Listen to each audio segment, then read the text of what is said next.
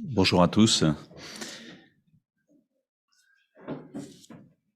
J'aimerais vous parler de Jésus.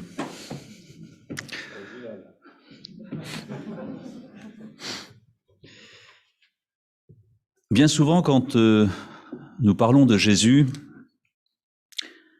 nous abordons son rôle terrestre, ce qui est juste. Nous sommes conscients qu'il est le Fils de Dieu.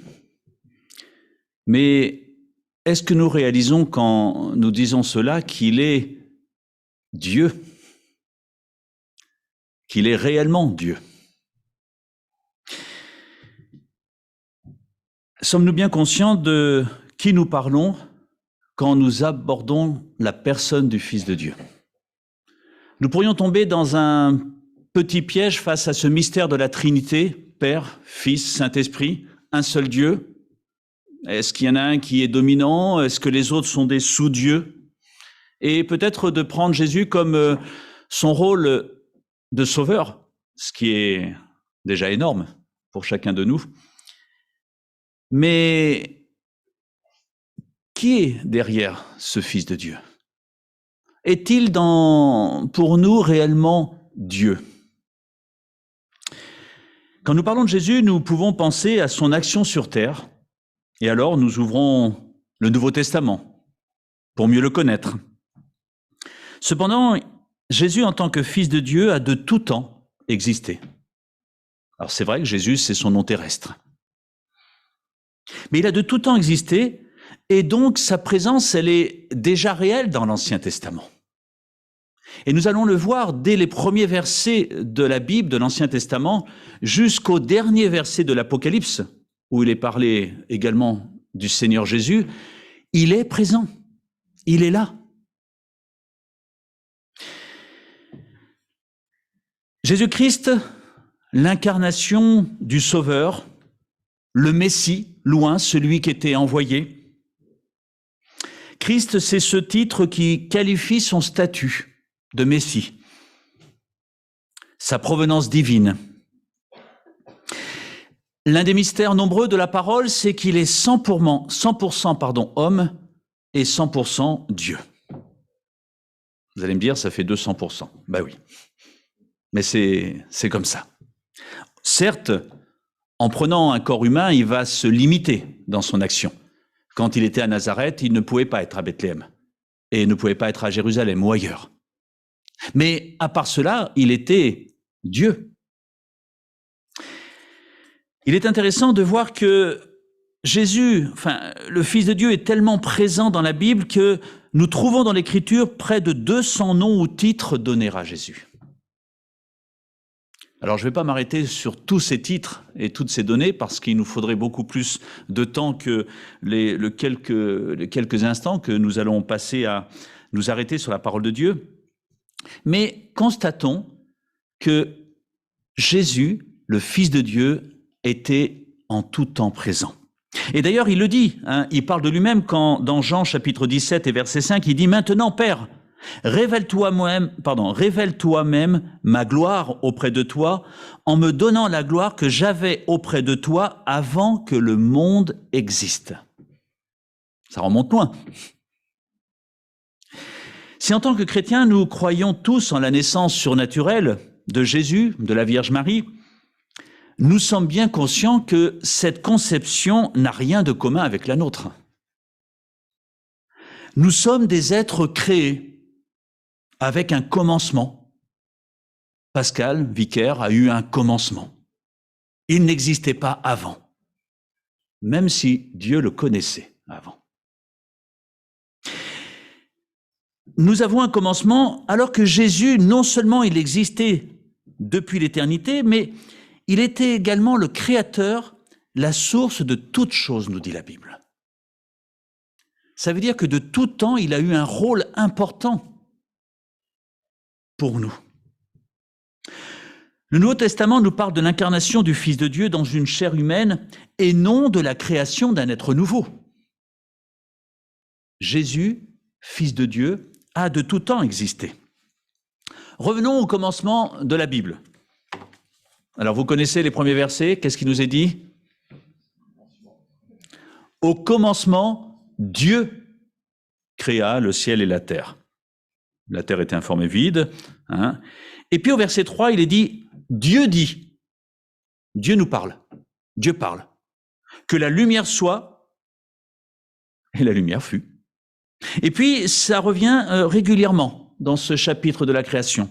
Dieu dit, Dieu dit, Dieu dit, Dieu parle, et nous pouvons l'entendre. Mais non seulement il parle, mais il agit. Allons maintenant dans le Nouveau Testament. Jean, chapitre 1. Est-ce que vous savez comment commence Jean, chapitre 1? Au commencement était la parole, et la parole était avec Dieu. Et la parole était Dieu. Elle était au commencement avec Dieu. Toutes choses ont été faites par elle, et rien de ce qui a été fait n'a été fait sans elle.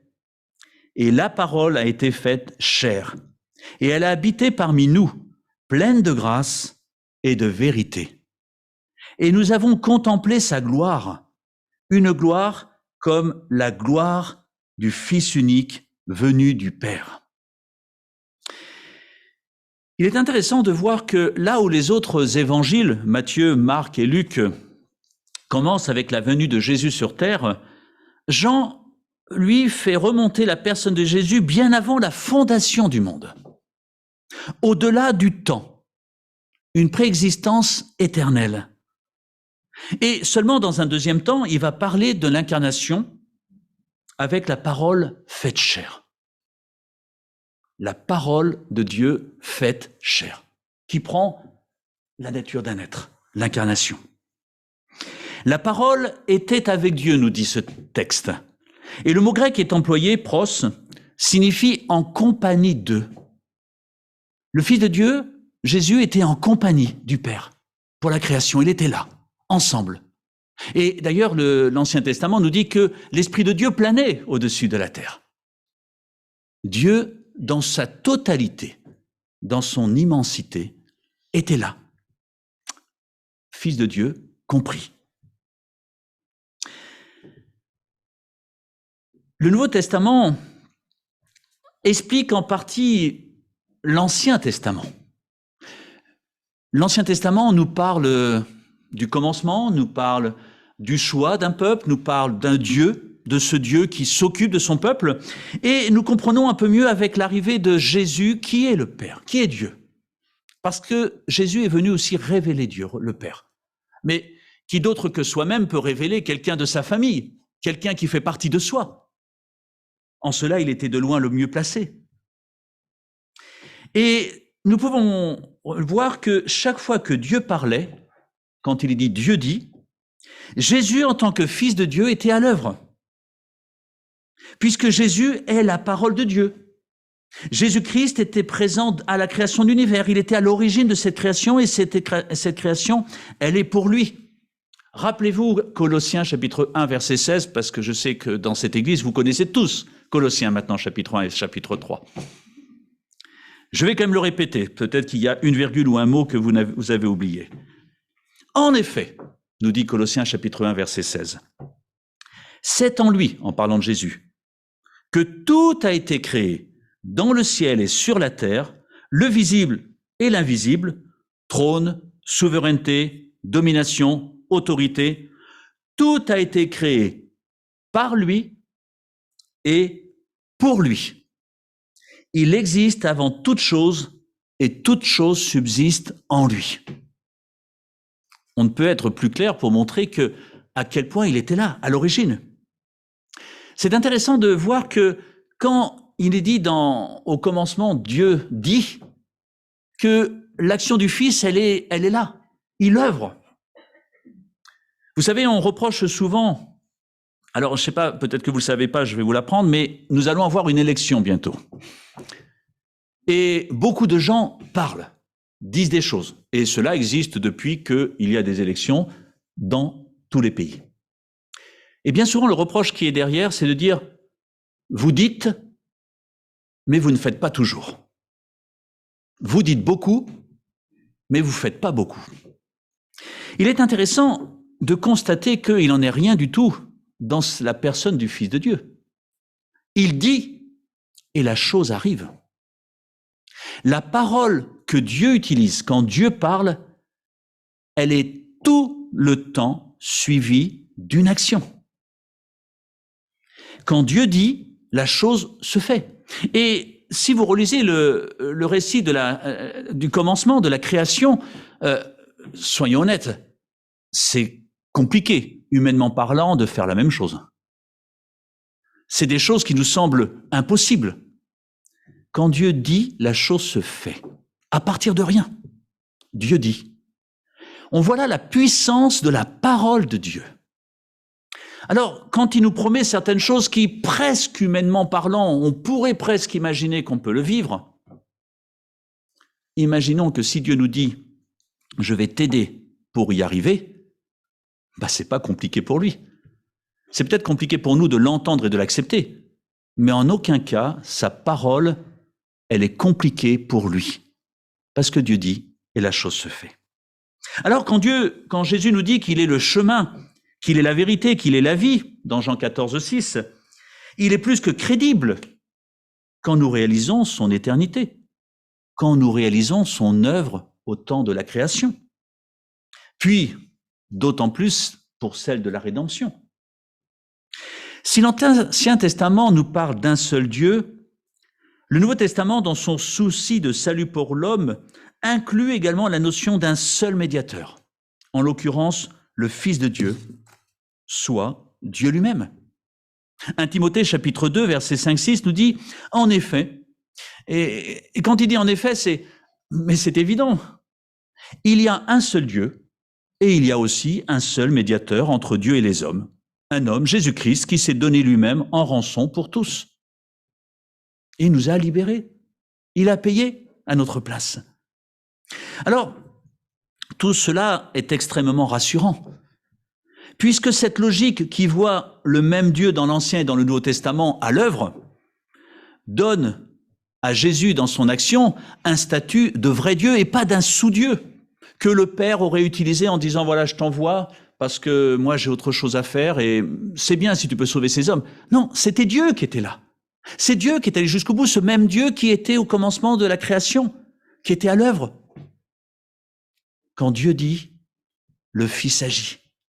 Il y a une unité que, soyons honnêtes, on ne peut pas réaliser, comprendre pour nous humains. Une unité tellement parfaite entre le Père, le Fils et le Saint-Esprit qui sont un.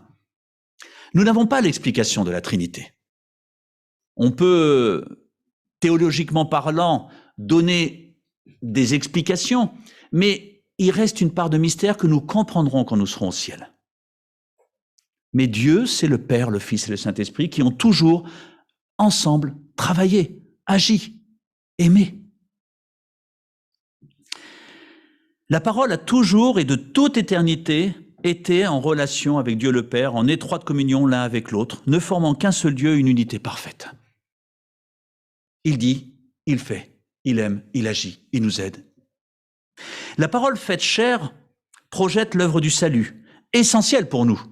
Je suis bien d'accord, et je suis tellement heureux d'être au bénéfice de sa grâce, que quand il est mort sur la croix, ça me permet de pouvoir déposer mes péchés au pied de la croix et de savoir que le prix a été payé et que je suis une nouvelle créature parce que Dieu le dit. Et j'y crois. Oh, certes, il y a encore du travail. Mais je crois aussi que l'œuvre du Saint-Esprit, parce qu'il le dit, peut m'aider à avancer. Jean, après avoir priorisé le côté divin de Jésus, va utiliser l'incarnation comme le fondement de son évangile. Il vous a libéré. Vous êtes une nouvelle créature et je crois qu'on devrait veiller beaucoup plus qu'on ne le fait à cette parole, à ces paroles que Jésus prononce dans le Nouveau Testament. Vous êtes une nouvelle créature. Moi, je vous vois ainsi. Moi, je veux vous libérer. Dépose au pied de la croix ton péché. Dépose ton souci. Je parle. parce que je peux, parce que j'en ai l'autorité, parce que je t'aime. Dieu dit. Alors, on lit très facilement au commencement, Dieu créa, il dit et la chose s'accomplit, ça nous semble évidente, mais pourquoi en serait-il autrement aujourd'hui dans ce qu'il nous dit? Parce que c'est la même parole, c'est le même Dieu. Dans cette logique, il est facile de comprendre la présence de toutes les prophéties, promesses, types rattachées au Messie, contenues dans l'Ancien Testament. La parole de Dieu qui est à l'origine de la création l'est aussi pour l'œuvre de nouveauté de vie pour l'homme, et ainsi présentée tout au long de la parole. Dieu dit, par sa parole, Dieu fait, par sa parole, Dieu promet, par sa parole, Dieu sauve, par sa parole, il nous aide, par sa parole, il s'occupe de nous, par sa parole, il a fait de nous ses enfants. Nous faisons partie de la famille de Dieu. Parce qu'à un moment, Dieu a dit, je vous aime et je vais envoyer mon Fils mourir sur la croix pour que je puisse vivre l'éternité avec vous. Et je le dis, je l'affirme et je mets tout en place. Aujourd'hui, c'est accessible, c'est possible. Et c'est pour ça que Noël nous rappelle que Dieu a dit que je viendrai vers vous. Et il est venu vers nous. Et il a accompli sa mission jusqu'au bout. Une seule parole tout au long de la Bible, Dieu. Dieu. D'ailleurs, comment on appelle la Bible? La parole de Dieu. Mais quand on réalise tout ça, mais c'est une évidence, c'est Dieu qui dit. Et quand Dieu dit, la chose s'accomplit. Sa présence et sa venue sur terre parcourent l'ensemble de l'Ancien Testament. Puisque même, tout de suite après la chute, il nous est dit dans Genèse 3,15, « Je mettrai l'hostilité entre toi et la femme, en parlant au diable, entre ta descendance et sa descendance, celle-ci t'écrasera la tête et tu lui blesseras le talon. » Il parle déjà de la victoire future de Christ. Un jour, tu seras perdu, parce que la victoire, elle appartient à Dieu. Et je crois qu'il est important de réaliser que si tôt dans l'Ancien Testament, suite à la chute, il y a ces promesses que Dieu est là, qui nous accompagne, il se choisit un peuple, il veut les aider, il veut les délivrer. Et cette notion de délivrance, elle est présente tout au long de la Bible. Et puis ensuite, tout est expliqué. Michée, chapitre 5, verset 1, qui nous parle du lieu de la naissance, ce sera Bethléem. Pourquoi? Parce que moi j'ai dit, ce sera Bethléem. Et quand je dis, je connais, et la chose se passe. Isaïe, chapitre 7, verset 14, sa naissance, ça sera une vierge. 800 ans avant. Et puis son nom, Emmanuel, Dieu avec nous. Ça veut dire beaucoup, ce nom Dieu avec nous. Osée, il parle déjà il va aller en Égypte. Il est allé en Égypte. Sa mission, Ésaïe 53, la développe. Dieu a dit, et la chose s'est passée. Il a même parlé de celui qui viendrait avant lui pour préparer le chemin. Jean-Baptiste, on voit ça dans Malachie, on voit ça dans Ésaïe 40. La préparation de la venue. Dieu a dit, et les choses se mettent en place. Même son entrée dans Jérusalem, Zacharie 9. Je pourrais vous citer plein de textes, et je n'ai pas cité tous ces textes si importants sur les souffrances, sur la mort et sur la résurrection de Jésus. Tout était déjà écrit, parce que Dieu l'avait décidé, parce qu'il savait ce qu'il allait faire. Et c'est pour ça qu'il le dit. Il est important, avec la venue de Noël, qui nous rappelle la naissance de Jésus, que c'est celui qui dit qui est venu jusqu'à nous. Dieu dit. Et Dieu, qu'est-ce qu'il nous dit ce matin? Je vous aime. C'est du vrai. Je suis mort sur la croix à votre place. C'est du vrai. Tu peux me déposer tes soucis. C'est du vrai. Je veux te libérer de ce qui t'oppresse. C'est du vrai. Je te donne une espérance parce que je t'aime et je veux vivre l'éternité avec toi. C'est du vrai. Beaucoup de choses se sont déjà réalisées dans ce que Dieu a dit, mais notons qu'il y a encore des choses qui se réaliseront plus tard dans ce que Dieu a dit. Mais ce qui nous interpelle et ce qui est important pour nous, c'est tout ce qu'il nous a dit, à nous, personnellement, ses enfants. Jamais je ne t'abandonnerai. Alors, apprenons à écouter tout simplement ce que Dieu a dit. Jésus est donc à la fois, et je termine par ça, un personnage historique qui a véritablement vécu sur la terre parmi nous, mais Jésus est celui qui, de toute éternité, a quitté la gloire du royaume des cieux parce qu'il a existé de toute éternité, pour venir nous rencontrer, vous et moi, là où nous sommes, ici-bas, parce que c'était lui aussi qui était à l'origine de la création. Il était là quand Adam a été créé, quand Ève a été créée. Jésus nous parle de continuité. Cette parole faite chair est la même que celle qui existait avant la création. Cette parole qui est la vie est simplement une conséquence logique de l'activité créatrice de Dieu.